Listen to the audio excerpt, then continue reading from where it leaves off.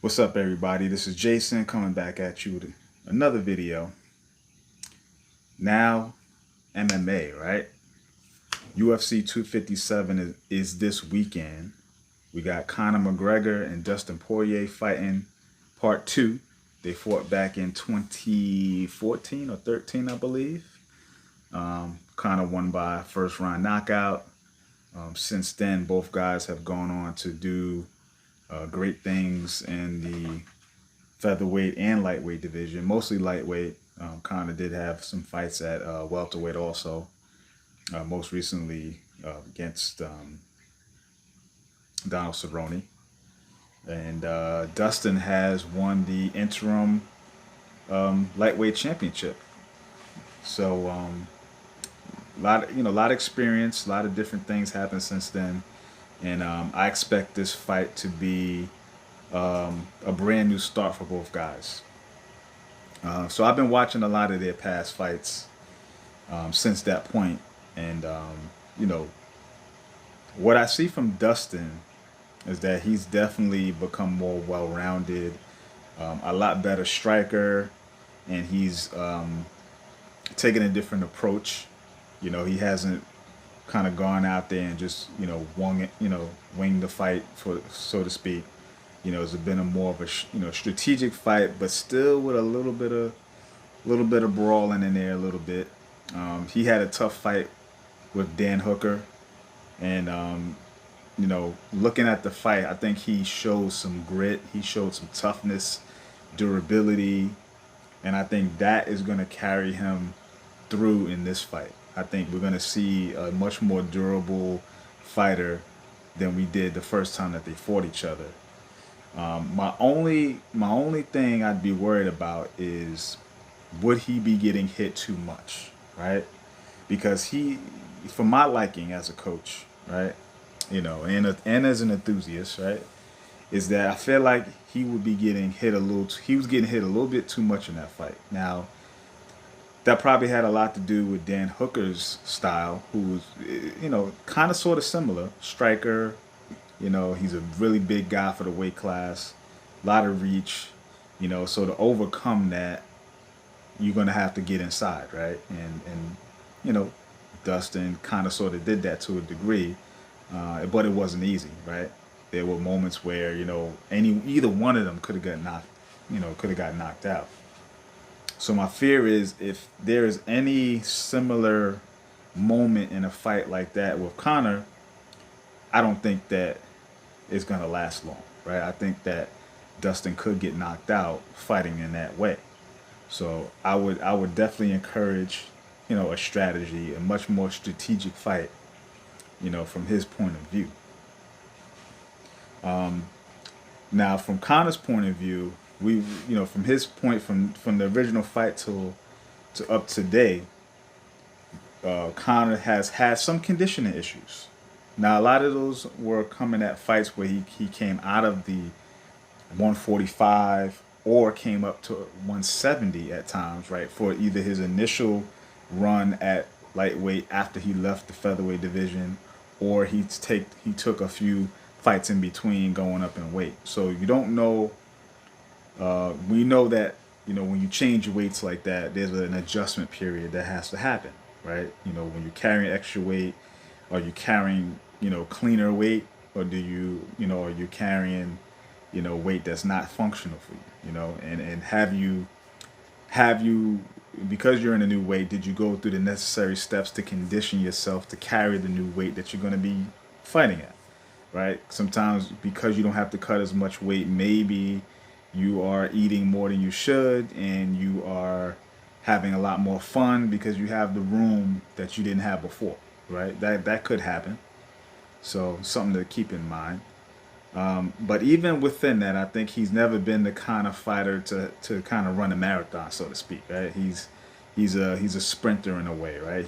When things happen, he explodes. He gets it done, and he gets out. Right? He's not a volume guy, say like Nate Diaz.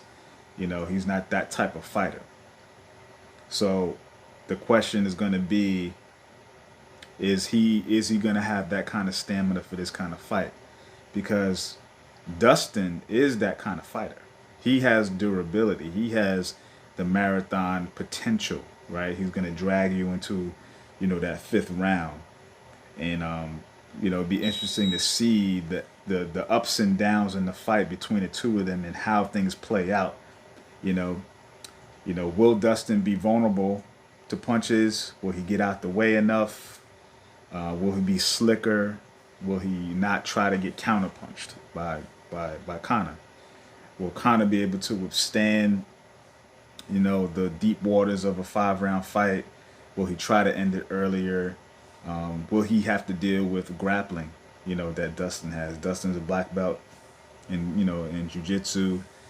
So he has the potential to take the fight to the ground and put Conor in some positions he doesn't want to be in. Conor's primarily wants to strike, keep it on his feet, be at distance, and Dustin may want to close the distance. He should try to make it a little dirtier. Maybe put volume punches at times, but don't commit too much.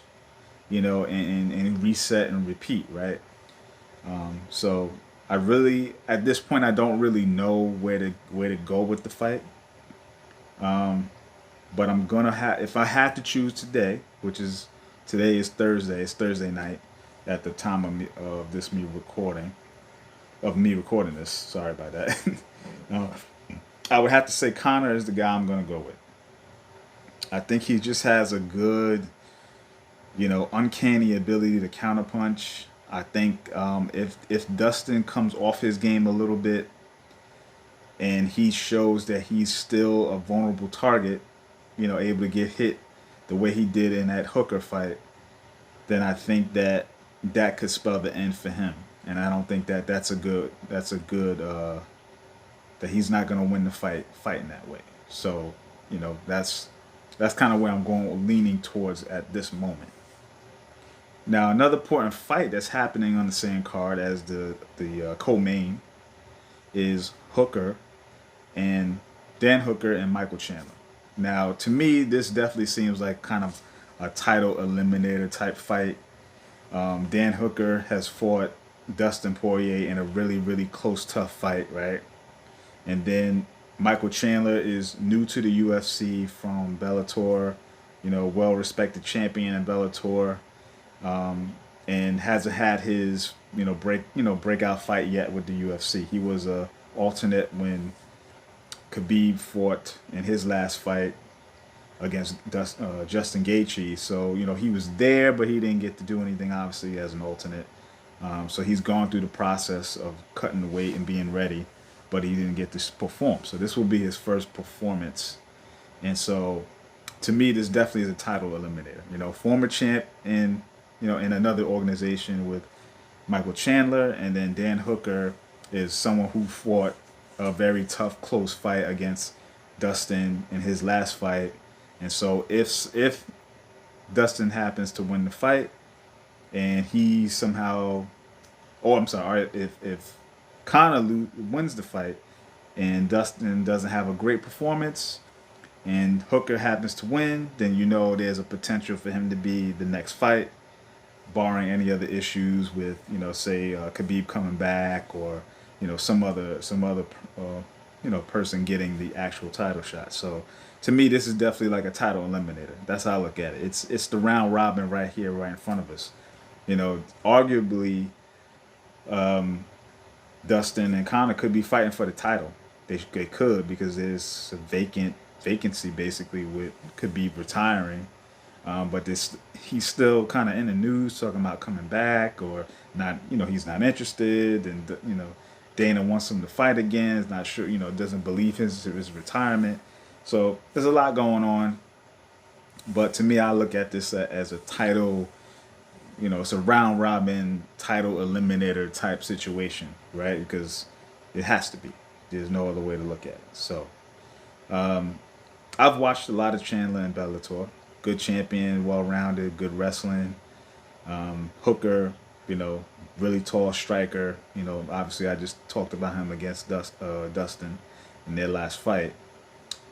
So hard to say. Again, very, when you're at the top of the divisions like this, hard to choose, right? Hard to just be definitive about who's your pick. But if I had to, I'm probably gonna go Dan Hooker. Experienced UFC fighter, fought at the top against Dustin. Big guy at the weight class. Michael Chandler obviously has the chops. He's a champ, but this is his first fight, and his first fight is in the limelight, in the top spot. And we've seen too many guys come over and really just not perform to their best. Maybe until they get maybe that second or third fight, and maybe the UFC jitters is a real thing, right? It's the big show.